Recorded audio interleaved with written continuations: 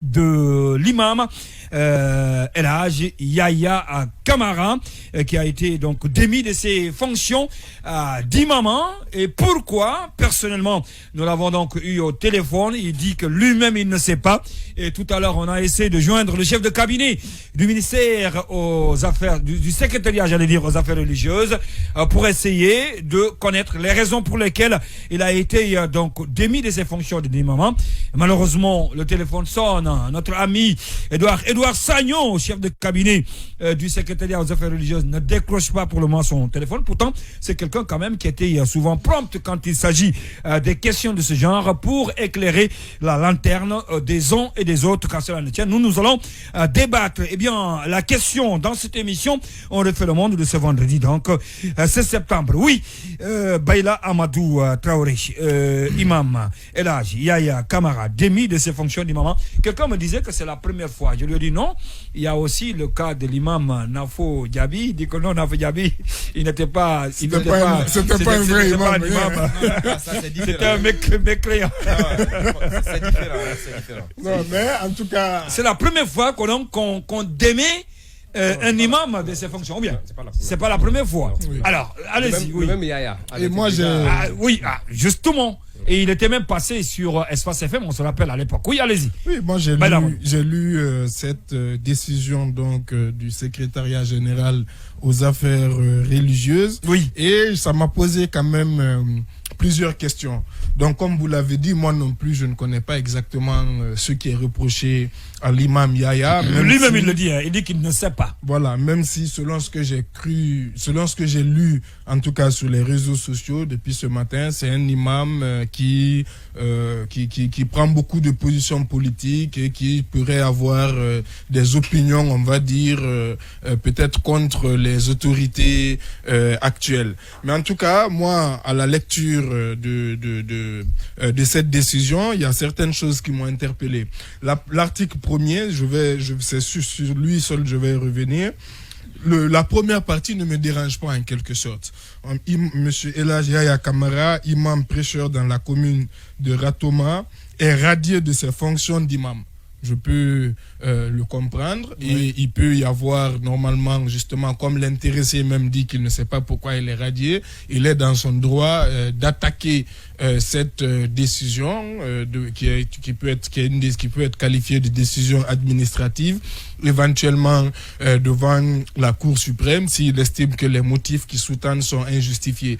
Mais je veux dire que, étant donné qu'il y a un secrétariat général des affaires religieuses à l'intérieur, je pense, une ligue islamique qui, selon, dans l'histoire en tout cas, avait, on va dire en quelque sorte, un statut d'association. Je ne sais pas si ça a évolué entre-temps, mais moi, ce qui me pose question, c'est la deuxième partie de cet article et la deuxième partie de l'interdiction. Parce que je veux bien que si on a une association, par exemple, religieuse d'imams, et qu'on constate que l'un de ces imams ne respecte plus ou ne respecte pas les règles qu'on a établies, qu'on a éventuellement, si les textes le prévoient, le droit de l'évacuer de cette association. Mais de partir jusqu'à, donc je cite, et est interdit de parler au nom de l'islam en public sur toute l'étendue du territoire. Donc moi, cette partie-là, quand même, non, on pouvait peut-être ça m'interroge. On pouvait peut-être le suspendre de ses fonctions d'imam. C'est ce que je dis. Mais le radier, mais l'interdire de parler au nom de l'islam sur toute l'étendue du territoire, moi, je considère que cette partie est liberticide.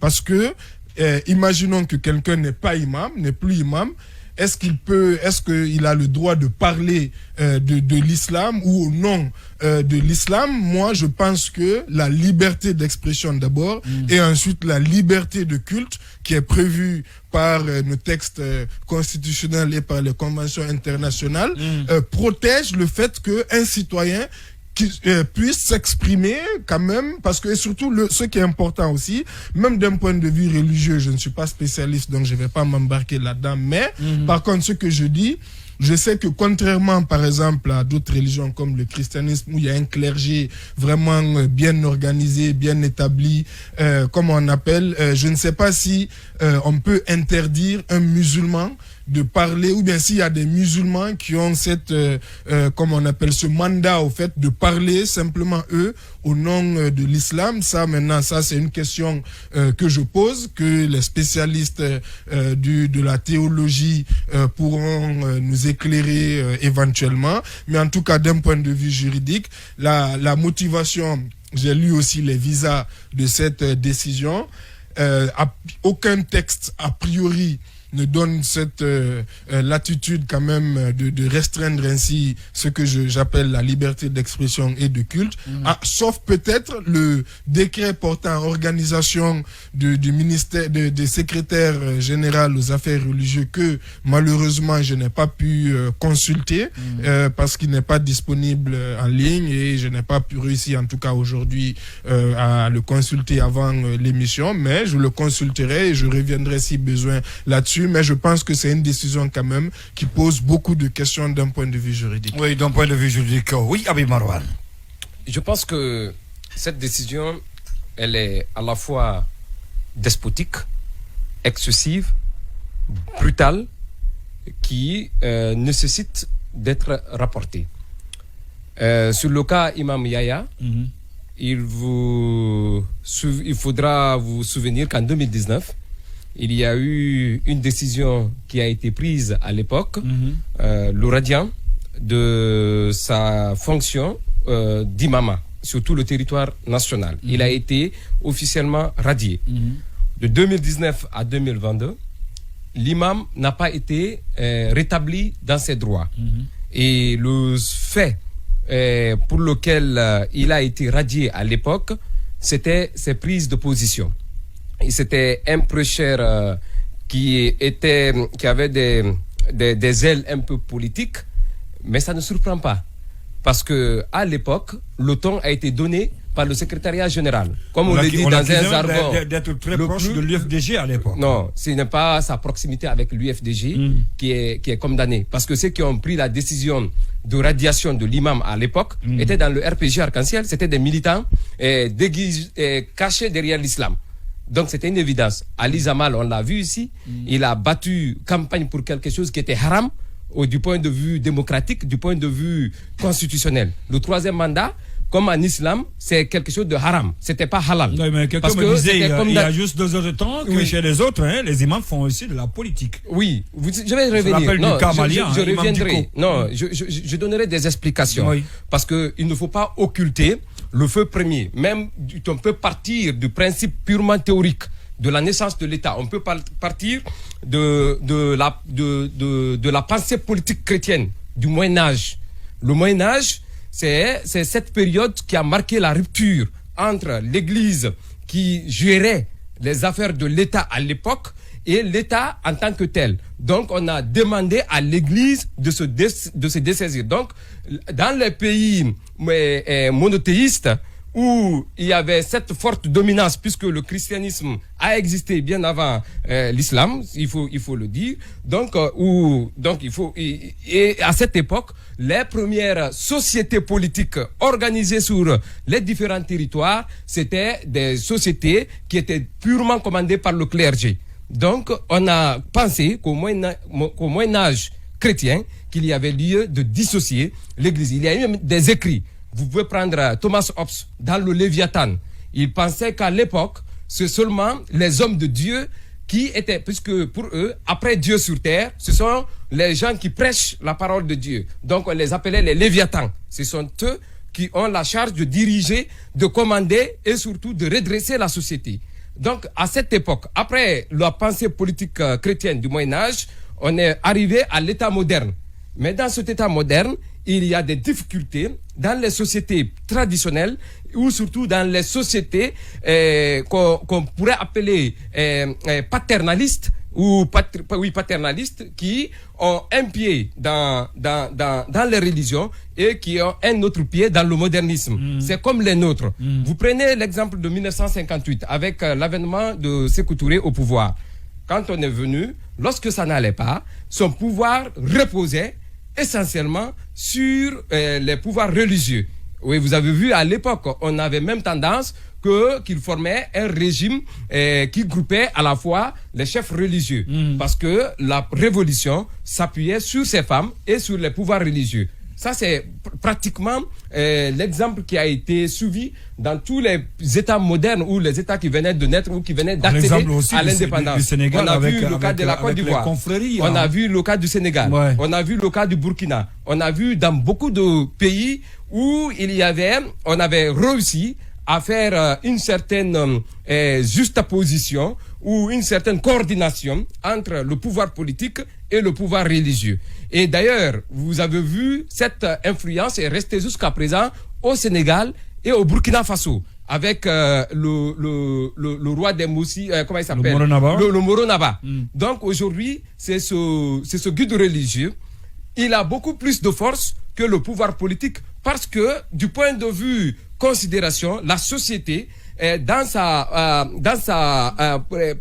multiplicité se reconnaît beaucoup plus au guide religieux qu'au chef politique. Donc le fondement même de la légitimité premier de ces dirigeants, c'était ça. Tout cela, là. Maintenant, ce que je veux dire, vous voulez sur le cas de Yaya. Aujourd'hui, le seul crime de l'imam, c'est d'avoir quand même prêché la parole qu'on jugerait être colorée de politique.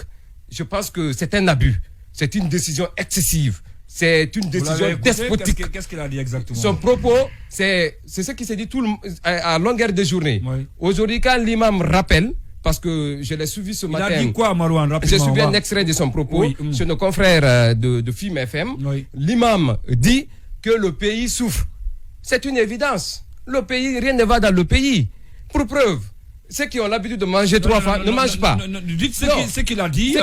Oui, ce qu'il a dit rapidement. Ce qu'il a dit, c'est ce que tout le monde dit. Oui. Ça ne va pas. Et aujourd'hui, l'arrivée du colonel désenchante la population. C'est une évidence. Vous avez vu aujourd'hui la cote de popularité du colonel est en train de maigrir.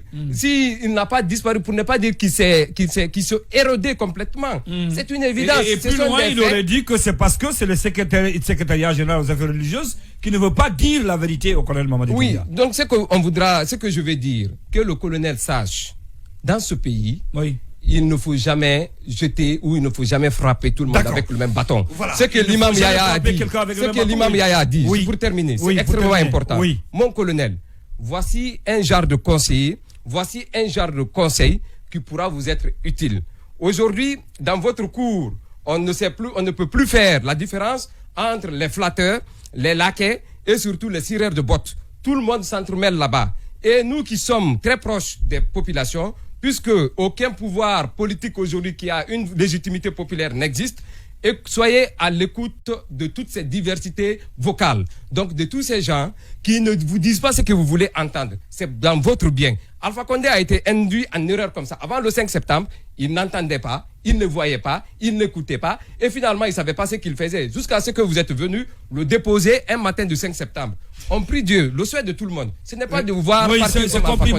Non, c'est important. Parce que c'est que l'imam a dit, le pays a soif, le pays a faim. Tout le monde a faim dans le pays.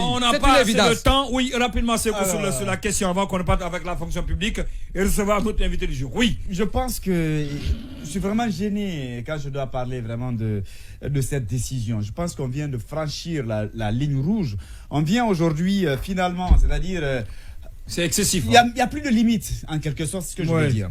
Il y a deux choses. La première, la décision. D'abord, qu'est-ce qui s'est passé? Le ministre a fait, l'imam a fait une vidéo dans laquelle il tente de dire la vérité, ce qu'il considère être la vérité, parce qu'il est convaincu que le colonel Mamadi Doumbouya n'a pas, disons qu'on ne lui dit pas la vérité, ou tout au moins que la situation est telle, ou ce qu'on lui dit est différent de la réalité sur le terrain. Il prend la responsabilité de venir sur Facebook, si je précise, sur Facebook. Et là, il ne l'a pas fait dans une mosquée. C'était pas un sermon et tout ce qui s'ensuit. Il a décidé de s'exprimer sur un fait de façon libre, indépendante. Pas au nom d'une mosquée ou pas même en tant qu'imam. C'est vrai, on aura du mal à dissocier les deux. Oui. Mais ce que je sais, il dit que le pays va mal. La vie est chère. Et que le colonel doit comprendre, si on lui dit qu'il est aimé aujourd'hui par tous les Guinéens, que ce n'est pas vrai. Les gens, au contraire, commencent à regretter. Et je pense que ce sont, à mon avis, je ne vois pas de propos peut-être blasphématoires. Ce sont des faits Il n'y a pas avérés. de blasphème, ce Oui. qu'il a dit. Est-ce que je pouvais peut-être comprendre qu'il soit poursuivi par le procureur pour peut-être qu'on dise qu'il a tenu des mots déplacés à l'endroit du président et tout ce qui s'ensuit? Mais qu'est-ce que les affaires religieuses, bien évidemment, viennent chercher dans cette affaire? Chacun cherche à faire plaire au président, c'est ça? Ça, c'est un problème. Chacun cherche à faire plaire Ça, au c'est président. un problème. Oui. De l'autre côté, Oui. alors vous avez pris la décision de le radier. Mais vous ne voulez même plus qu'il parle de la religion musulmane. Je crois que ce qu'on est en train de faire comme ça n'aide même pas le président de la transition. Parce que je me demande qu'est-ce qu'il reste maintenant à faire pendant cette transition. C'est-à-dire partout où on passe, il y a des problèmes. Partout où on passe, il y a la frustration. Et finalement, on se pose la question, quelle est c'est-à-dire la mission principale même de cette équipe? Je crois qu'il y a un sérieux problème. Il faut se ressaisir. Il faut éviter de se faire plaire, de charmer, parce qu'après tout, même si on fait 10 ans de mandat, 10 ans de transition, ça va passer, ça va finir. Il y en a qui étaient là, qui étaient considérés à un moment donné comme étant des intouchables, des éternels, comme étant des personnes à vénérer, et qui ont fait tout ce qu'ils ont. Aujourd'hui, ils sont écroulés en un laps de temps. Aujourd'hui où ils sont. Je crois que même le cas du capitaine Moussa Dadis, on va évoluer, il faut le rappeler, c'est important. Oui. Même le cas du capitaine Moussa Dadis Camara, à mon avis, c'est une leçon que le colonel lui-même doit, si vous voulez, intégrer ou utiliser à chaque fois comme référence. Moussa Dadis Camara, il était là, il était puissant. On a vu ces Dadis show et tout ce qui s'ensuit. Mais il a été obligé de négocier sa rentrée il doit quand même pour être la rentrer boussole du même colonel. dans son pays. Oui. Même quand il est venu, il voulait partir dans son village. Dadis, c'est loin, Alpha Condé aussi. Mais bien Non. sûr, si tu fais Parce bien que de le c'était rappeler. le demi, Non, mais je veux lui juste aussi, dire parce que il le était- capitaine Moussa Dadis, Le petit frère de Napoléon. mais bien sûr, Moussa Dadis Camara, c'était pour la transition, c'est pourquoi je le cite. D'accord. C'était une période de transition. Pour rentrer, il a fallu qu'il négocie. Oui. Et même quand il est venu, il devrait aller dans son village natal. On lui a dit quoi? À la dernière minute, on dit non, vous devriez partir. Oui. Lui, il est là aujourd'hui, il doit comprendre. D'accord. Dans un entretien qu'il a accordé à un journaliste d'AfricaGuinée.com, l'imam déchu a fait des confidences. Il a aussi évoqué les actions qu'il envisage d'engager pour être rétabli dans ses droits. AfricaGuinée.com lui a demandé comment avez-vous accueilli la décision relative à votre radiation en tant qu'imam. Il répond en ces termes: c'est hier, jeudi 15 septembre 2022, vers 20h que j'ai appris ma radiation de l'imama à travers un ami. Mais ce qu'il faut dire, ce n'est pas la première fois qu'on prend de telles sanctions à mon encontre.